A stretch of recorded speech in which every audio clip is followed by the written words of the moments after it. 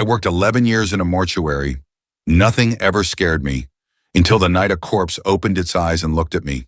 I want to start by saying that I am not a superstitious person. I never have been, not even as a child. I grew up in a household where my father was a physician and my mother was a high school science teacher, and between the two of them, they made absolutely sure that I understood the world through evidence, through what could be measured, confirmed, and repeated under controlled conditions. Ghost stories were entertaining fiction. Superstitions were cognitive shortcuts that lazy minds used to avoid doing the harder work of rational analysis. The supernatural was a category that existed for people who hadn't looked closely enough at the natural. That was my framework. That was the intellectual foundation I carried into my adult life and into my career, and it served me well for a very long time. Then came the night of Table 3, and I have not been able to fully rely on that framework since. My name is Marcus Webb. I worked as a night shift mortuary technician at a mid-sized regional hospital in the American Midwest for 11 years and 4 months. I won't identify the hospital by name, and I won't specify the city, and I want to explain why, because the reason matters. It is not because I am ashamed of what happened or because I believe I did anything wrong. I have had years to examine my conduct during those events, and I am satisfied that I behaved professionally and responsibly throughout. The reason I'm withholding the specifics is that there are people still employed at that facility, people I worked alongside for over a decade, people I genuinely respect, and I have no interest in pulling them into a public conversation about something that none of us can explain and that their employers would, understandably, prefer remain out of the news cycle. What I will tell you is that it was a real hospital with a real mortuary, that I was a real employee with an 11-year record of clean performance reviews and 0 disciplinary actions, and that everything I am about to describe happened exactly as I describe it. People ask what it's like to work in a mortuary. They ask it carefully with a specific look on their face that is part genuine curiosity and part politely concealed discomfort. And they usually expect one of 2 answers. Either they want me to say it is deeply meaningful work, which it is, or they want me to say it is dark and haunting, in which it occasionally is, but not in the way they mean. The honest answer, the one that disappoints most people, is that working in a mortuary for 11 years is, the vast majority of the time, administrative work conducted in a very quiet room at unusual hours. It is paperwork. It is phone calls. It is the careful documentation of human beings at the precise moment when documentation becomes the most final thing that will ever be written about them. There is gravity in that. There is genuine weight. But weight is not the same as horror, and anyone who has done this work for longer than a year or 2 has made a particular peace with the gravity that most people spend their entire lives avoiding. I had made that peace. I was comfortable in that room in a way that people outside the profession find difficult to understand, and that people inside it recognize immediately. I was, by any reasonable measure, exactly the right kind of person for that job. Let me describe the physical environment, because the environment matters when you are trying to understand what happened. The mortuary occupied a section of the hospital's basement level, and yes, I know how that sounds. But the reality was far less atmospheric than the description implies. It was clean, aggressively, professionally clean, the kind of clean that you only find in operating rooms and laboratories and spaces where cleanliness is not a preference but a requirement. The lighting was flat, white fluorescent, the same panels they use in surgical suites, and it was bright enough to eliminate shadows entirely. The temperature was maintained at a consistent 55 degrees Fahrenheit year-round. There were 8 stainless steel tables arranged in 2 rows of 4, each one adjustable, each one immaculate. Along the north wall was the cold storage room, a separate space with its own temperature controls and 14 individual drawers arranged in 2 columns. The whole facility was organized with the kind of institutional precision that reflects decades of protocol refinement. A place where every object had a designated location, and every procedure had a documented sequence, and every deviation from that sequence required a written explanation. My shift ran from 10 at night to 6 in the morning, 5 days a week. I had worked this shift for 9 of my 11 years in the job, which means I had spent the better part of a decade orienting my entire life around those hours. My body had restructured itself completely. I slept from 8 in the morning to 3 in the afternoon, ate dinner at 5, arrived at the hospital at 9:45 to allow myself time to settle before the handover from the day shift. My social life, such as it was, happened on weekends and was shaped entirely by the fact that I lived in the nighttime hours that most people were asleep through. I want you to understand this because I want you to understand the degree to which the mortuary was not an alien or frightening place to me. I had spent more waking hours in that basement than I had spent in my own apartment. I knew its sounds, its rhythms, its mechanical personalities, which fluorescent panel flickered slightly when first switched on, which drawer in cold storage ran a few degrees colder than its thermostat indicated, which of the 8 tables had a locking mechanism that needed to be engaged with a specific firm click rather than a simple press. I knew this place the way you know any space you have inhabited deeply and consistently for years. It did not frighten me. It was, in many important ways, home. The day shift lead was a woman named Patricia Gaines, who had been doing this work for 23 years when I started, and who retired 2 years before the night I'm telling you about. Patricia was one of the most genuinely unflappable human beings I have ever met. Not because she was emotionally flat or detached, but because she had processed every possible feeling about mortality and death and the work of caring for the dead, had processed all of it thoroughly and over a very long time, and had arrived at a place of genuine equanimity that I always admired and spent years trying to reach myself. She laughed often. She kept a small collection of houseplants at her desk that she tended with real affection. She had 3 grandchildren whose photographs were taped to the inside of her locker. She was, in every way, proof that working in this environment did not require you to become diminished or hardened or strange. You could do this work and remain fully, warmly human. I held her up as evidence of this for my entire career. The night of Table 3 began the way every other night began. I clocked in at 9:58, 2 minutes early, which was my consistent habit. Patricia was at the desk completing the day shift log, and she looked up when I came in with the expression of someone who has been waiting to hand something over and is relieved to finally be able to do so. Not because anything was wrong, but because the end of a shift has its own particular gravity and everyone wants to get home. She walked me through the handover in her usual thorough way. 3 occupied drawers in cold storage, an elderly woman from the 3rd floor who had passed that morning, a middle-aged man from the cardiac unit who had gone the previous afternoon and was awaiting transfer to a funeral home the following day, and a younger man from the ER whose family had not yet been reached. 2 expected arrivals from the ICU sometime in the early morning hours, both elderly patients, both with families who had been called, both situations where death was anticipated and the paperwork was largely in order. Nothing unusual anywhere. Patricia handed me the log, I signed for it, she put on her coat, and she left. The elevator opened and closed. The building settled back into its nighttime quiet. I was alone. I did my walkthrough. This was the first official act of every shift, a physical inspection of the entire facility, every surface, every drawer, every piece of equipment. I checked the cold storage room first. 3 drawers occupied and correctly labeled, 11 empty. I checked the main room. 8 tables, all empty, all clean, all locked in their default positions. I checked the equipment stations along the east wall.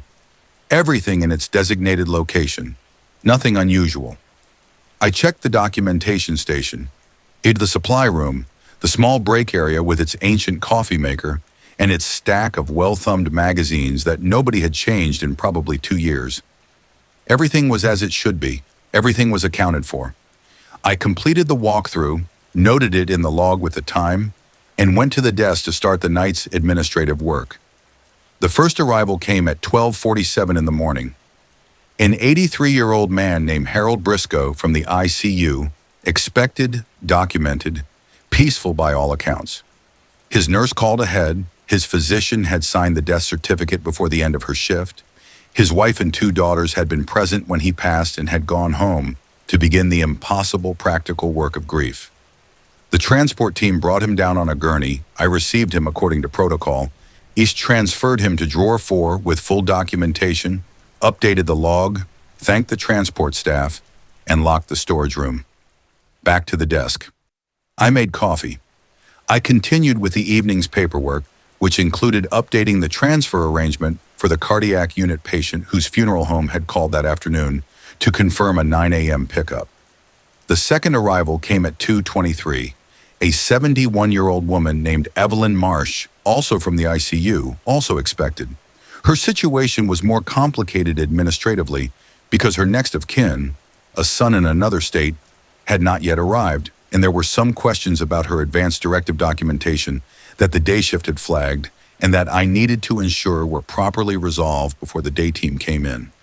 I processed her arrival, placed her in drawer 7, and then spent the next 45 minutes working through the documentation issue until I was satisfied that everything was in order and properly noted.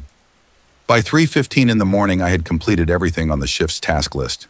2 arrivals processed, all documentation current, transfer arrangements confirmed. I had nearly 3 hours remaining in the shift with no outstanding work. I poured a second coffee, found a reasonably interesting article in one of the break room magazines, and settled in for the quiet final hours. At 4:17 in the morning, I heard a sound from the main room. I want to be as precise as possible about this because the precision matters and because I have replayed this sequence of events so many times in the years since that I have become almost obsessive about getting the details exactly right. I was at the desk in the outer office, which shared a wall with the main room but was separated from it by a door that I kept closed during the night. Not locked, just closed, as was my habit.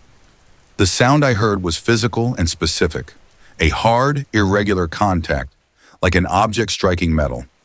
It came twice in quick succession. Contact, brief pause, contact, and then stopped. My first thought, which arrived immediately and without drama, was that one of the table locking mechanisms had released and the table had shifted. This happened occasionally. The tables were adjustable, and the locks, while reliable, were mechanical, and mechanical things develop tolerances over time. A table shifting on the tile floor would produce exactly the kind of sound I had heard. I set down my magazine, got up from the desk, and went into the main room to check. The lights were on. I always kept the main room fully lit during the night shift, both for practical reasons and out of a personal preference for the ordinary over the atmospheric. I did not work in the dark. I went in and I looked at the tables and I saw immediately that 7 of the 8 were exactly as I had left them during my walkthrough. Empty, clean, locked. The 8th was not. Table 3, third table in the left row, closest to the cold storage corridor entrance. Table 3 had a body on it. I stopped moving. I want to describe this moment carefully because it is the moment around which everything else in this account rotates. I did not scream. I did not run. What I did was stop, completely and without drama, the way your body stops when your nervous system has received information that it cannot immediately process and is waiting for the brain to catch up. I stood approximately 8 feet from table 3, and I looked at what was on it, and I ran through the inventory of possible explanations as fast as I could generate them. The most obvious, I had made an error in my walkthrough. I had looked at table 3 and registered it as empty when there was already a body on it. This was the explanation I reached for first. Hard, the way you reach for solid ground when the floor has shifted.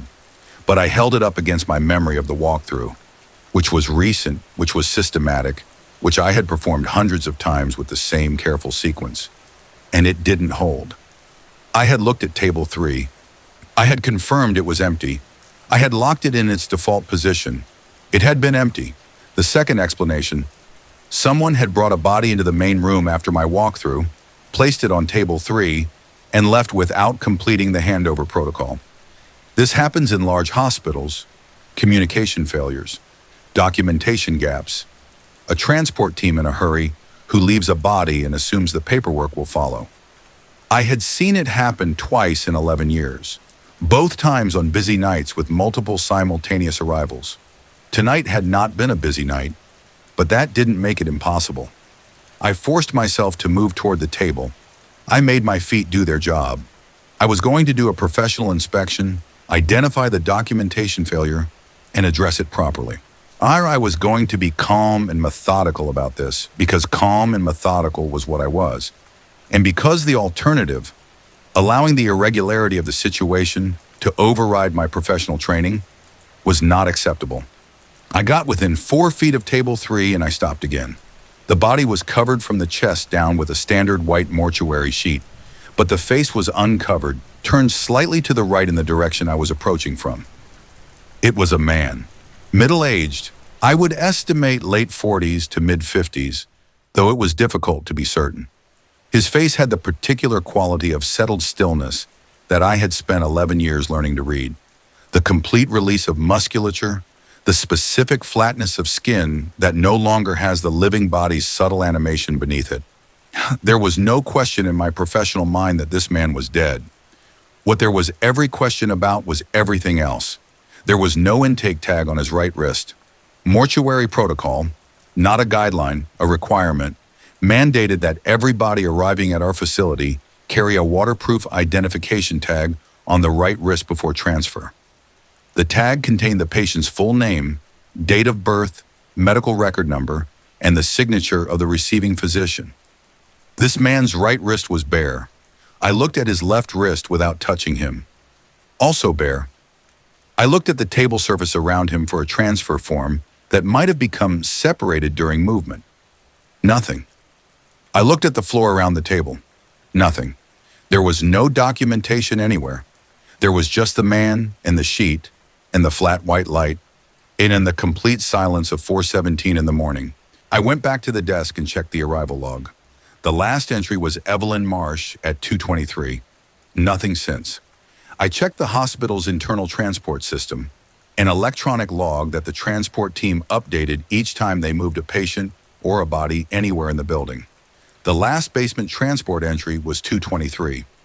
I called the night supervisor for the transport team, a man named Donald who had the characteristic voice of someone who had been asleep for 2 hours and was not happy about being called. I asked him whether anyone from his team had brought a body to the mortuary in the last 2 hours. There was a pause while he checked his log. No, he said. Absolutely not. Nobody had been dispatched to the basement since the 2:23 transfer. I thanked him and hung up. I called the ER charge nurse. Same question, same answer. Nothing pending, nothing moved. I sat at the desk with both hands flat on the surface in front of me, and I breathed carefully and I thought about what I was going to do next. What I did next was go back into the main room, because I was a professional and because whatever was happening, the correct response to it was not to sit at a desk with my hands flat on a surface in a controlled breathing exercise. I approached table 3 properly this time, all the way, no stopping, and I conducted a thorough inspection. I checked both wrists again. Bare. I checked the sheet carefully for any identification tucked into the fabric. Nothing. I examined the man's face closely from a clinical distance, committing the details to memory in case I needed to describe them later. Approximate age, hair color and length, much of the particular structure of the facial features, any distinguishing marks. I was doing my job. I told myself, in control of the situation. And then the man on table 3 opened his eyes. I have written and rewritten that sentence more times than I can count, trying to find a way to present it that doesn't sound like the climax of a cheap horror story, and I have arrived at the conclusion that there is no such way. The sentence is what it is. The man on table 3 opened his eyes. Not suddenly, not the dramatic snap of eyelids that you see in films, but slowly, the way a person wakes from a very deep sleep, the lids separating gradually, the pale gray irises coming into the light with the careful deliberateness of someone who has been somewhere else for a long time and is now returning. And the eyes, once open, mine were not unfocused or glazed or empty. They were oriented. They found me immediately and they held me, and there was in them a quality of awareness so complete and so deliberate that I felt it like a physical pressure against my chest. My back found the edge of table 4 behind me. I had moved without being aware of moving. I am not a small man, 6'2" and heavyset, the kind of build that people generally assume comes with a proportionate amount of physical composure. And I was gripping the edge of table 4 with both hands because my legs had sent me a message that they were reassessing their commitment to holding me upright. The man on table 3 did not sit up. He did not reach for me. He did not make any sound. What he did was breathe. I could see it now, on the unmistakable shallow rise and fall of the sheet over his chest, and look at me with those pale gray eyes with an expression that I have described to people many times and that I still cannot fully convey. It was not frightened. It was not confused. It was not the desperate urgency of a person who has just understood they are in danger. It was patient. He looked at me with the patience of someone who had known I was coming and had been waiting and who was now simply waiting for whatever I was going to do next. My training took over. I am grateful for this, for the 11 years of protocol that existed below the level of conscious decision-making and activated when my conscious mind was too overwhelmed to lead. The man was alive. Whatever I didn't understand, whatever I couldn't explain, the man on the table in front of me was alive. And that meant there was a sequence of actions I was required to take. I crossed to the emergency phone on the wall, a direct line to the hospital operator, separate from the desk phone. And I told the operator, in a voice that I worked to keep flat and factual, that I had a live patient in the mortuary who required immediate medical attention. The operator's response time changed from routine to urgent in a single breath. She said units were being dispatched. I said thank you. I hung up the phone. I went back to the table. I stood beside him and I talked to him. This is also protocol. You stay with a conscious patient. You speak to them. You tell them help is coming. You try to maintain their calm. I told him that medical help was on the way. I told him he was in a hospital and that he was going to be taken care of. I told him my name. He did not respond to any of it. His eyes remained open and remained on me throughout. But he made no attempt to speak, no attempt to move, no change in expression. The patience in his face was absolute. It was the most unsettling thing about the entire situation. Not the impossibility of his being there, not the absence of documentation, not even the initial shock of his eyes opening. It was that patience, the sense that he was not surprised, that whatever had happened to bring him to table 3 in my mortuary at 4:17 in the morning was something he had expected, or at least accepted completely. The medical team arrived in just under 4 minutes, which was fast. The basement location and time of night notwithstanding, they moved quickly. 2 ER nurses and a second-year resident named Dr. Chen, when all 3 of them projecting that particular quality of purposeful urgency that good emergency medical professionals carry like a physical attribute. They went directly to the table. Dr. Chen checked his pulse, his airway, his pupils. She called vitals to the nurses, her voice crisp and neutral in the way of someone who has learned to process surprising information without letting surprise slow her down. She turned to me once, briefly, and asked how long he had been there. I told her I did not know, that I had found him on the table with no documentation, no intake tag, no transport record of any kind. She looked at me for approximately 1 second with an expression I recognized as the clinical version of profound confusion, then turned back to the patient. She did not have time for my inexplicable situation. Once she had a patient, they took him upstairs. The gurney moved quickly into the elevator and the doors closed, and I was alone again in the main room with 8 tables, 3 of them now occupied by the dead, and 1 bearing only the rumpled white sheet the living man had been lying beneath. I sat down on the floor. I don't know exactly why I sat on the floor. The chair at the desk was available and more appropriate, but the floor felt right, felt solid and low and real in a way that I needed just then. I sat on the tile floor of the mortuary, and I breathed and I waited for my hands to stop shaking. At 5:15, I called Patricia. Her shift didn't start until 6, and calling a colleague an hour before their shift to tell them something impossible had happened in the facility they were about to walk into was not a call I wanted to make, but it was a call I had to make. She answered on the second ring, which told me she was already awake. I told her what had happened. There was a long silence. Then she said she was coming in early. She arrived at 5:40, walked into the main room, looked at the empty sheet on table 3, looked at me, and said nothing for a long moment. Then she said, "Are you all right?" I told her I thought so. She put water on for tea and sat down across from me and listened while I walked through the whole sequence again, start to finish. She did not offer explanations. She did not try to rationalize it. She just listened. which was exactly what I needed. The investigation that followed was thorough. Hospital administration took the incident seriously, as they had to. When given the implications of an unidentified individual being found in a restricted medical facility with no documented method of entry. Security reviewed all corridor footage from the basement level for the entirety of my shift. The mortuary had one entrance, a single door at the end of the corridor that was the only way in or out of the main room. The camera covering that corridor showed no one entering the mortuary between the 2:23 transfer of Evelyn Marsh and the moment I called the emergency line at 4:17. No person, no gurney, no equipment. The door had not opened. This was confirmed by the electronic door log as well as the visual footage. The door had not opened. The man himself proved equally impossible to account for. He had no identification on him. No wallet, no phone, no watch, no ring, and nothing in the pockets of the clothing he was wearing when he was taken upstairs.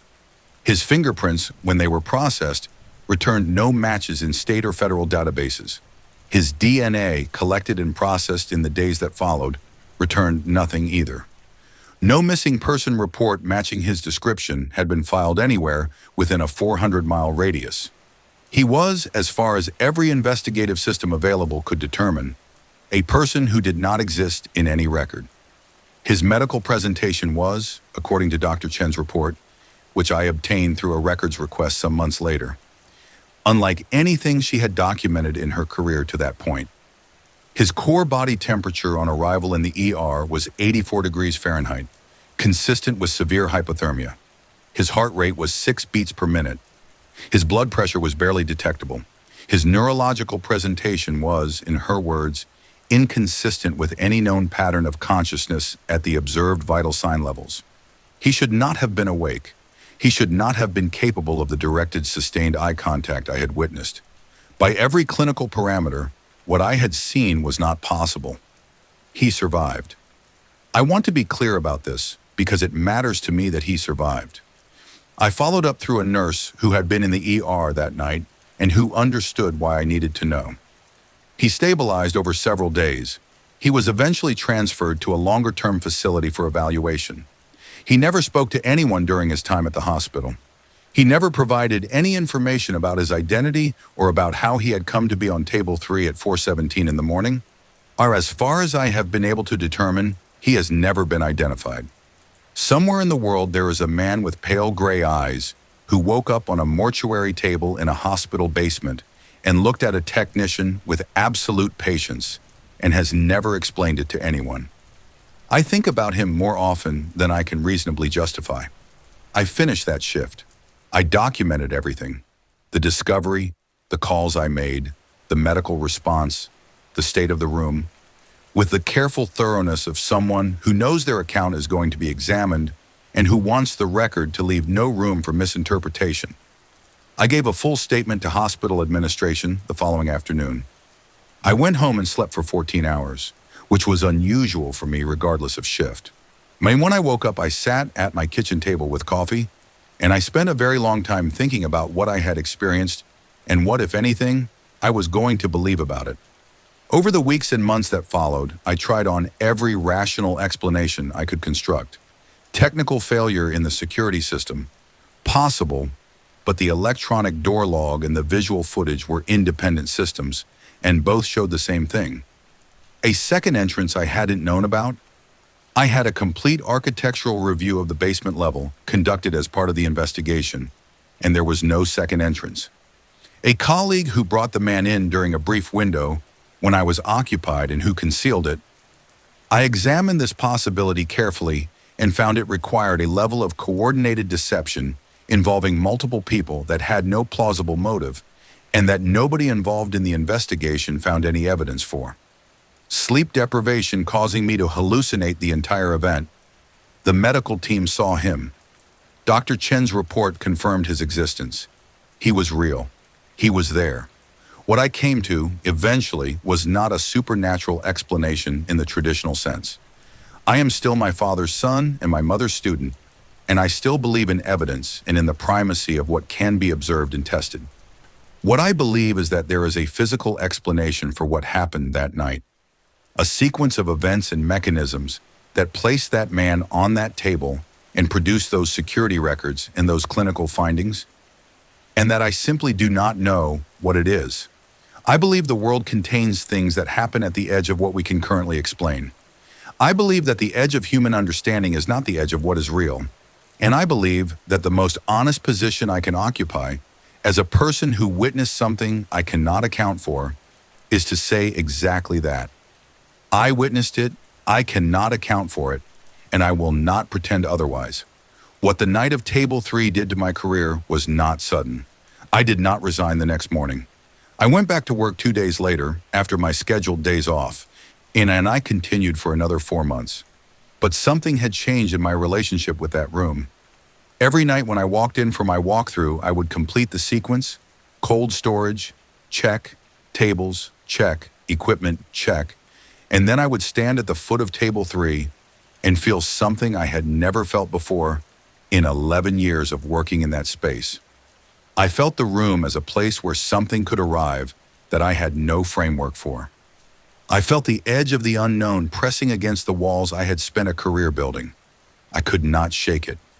Night after night, standing at the foot of that table in the flat white light, the feeling was the same. The table was not finished.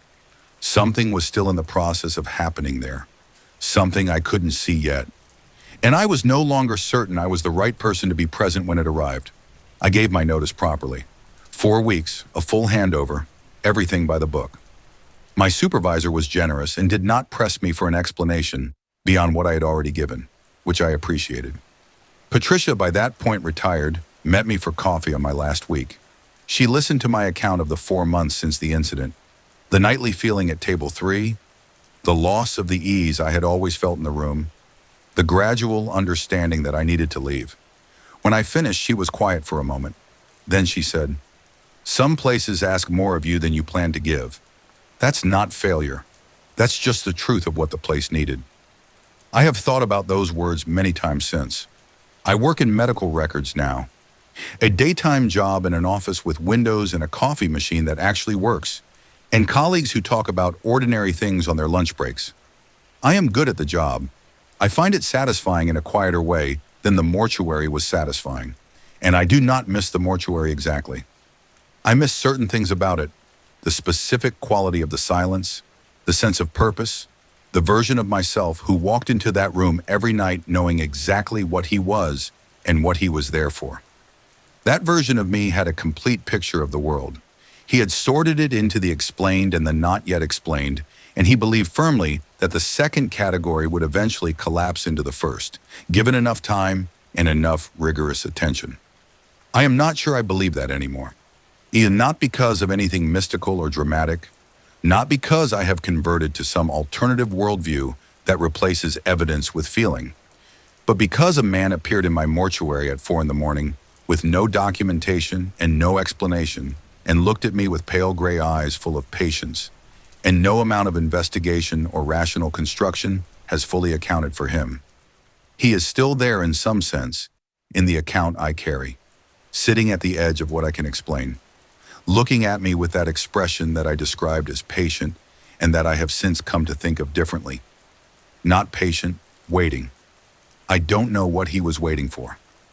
I don't know if whatever he was waiting for arrived. I know that I documented it and called for help and stayed in the room and talked to him until that help came, and that he survived. I know that I did my job as completely as my job could be done in a situation that my job had no protocol for. And I know that Table 3 is still there, in a basement room of a hospital in the Midwest, under flat white light, and that somewhere in the world a man with pale gray eyes has never explained where he was or how he got there. I think about that room sometimes, late at night when the ordinary world has gone quiet, and the silence has the particular quality that silence has when you are alone with something you cannot fully put down. I think about the walkthrough I did at the beginning of that shift, every surface checked and confirmed, every table empty. I think about the sound that brought me through the door, that hard, irregular contact, twice in the dark. And I think about what it means to build your entire understanding of the world on the premise that everything has an explanation, And then to stand in the place where that premise fails and to have to decide what you are going to carry forward and what you are going to leave behind. I left the job behind. The question I'm still carrying.